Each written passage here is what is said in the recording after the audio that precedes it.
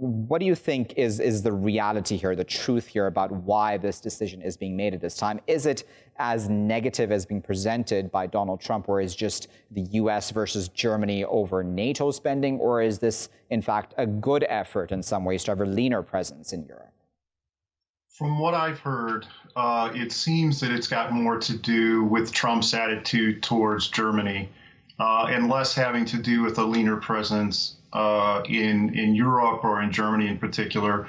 It's important to note that these troops would be repositioned within Europe. They would not be leaving Europe, so it wouldn't be so much a leaner presence in Europe. It would be simply a repositioning of the troops.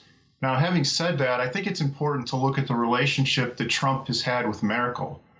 The relationship, I would characterize it as being a fairly rocky, if not frosty relationship. Clearly from his body language and things he said when he meets with her, he does not like her. I think he looks at her as challenging to his image internationally. She's viewed very positively. If you look at public opinion, he's not viewed typically very positively. They have very, very different views of the world. She is a convinced multilateralist. Obviously, he's a convinced nationalist. His main slogan is America First.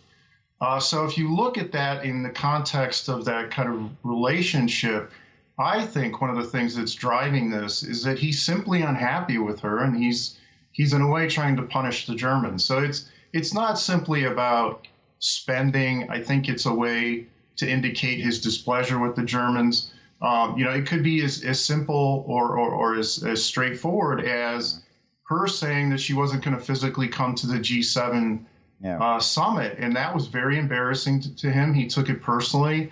And then you started to see him push pretty strongly at that point for moving a significant number of troops out of Germany. So I don't think this is really about repositioning or making a leaner U.S. presence in Europe.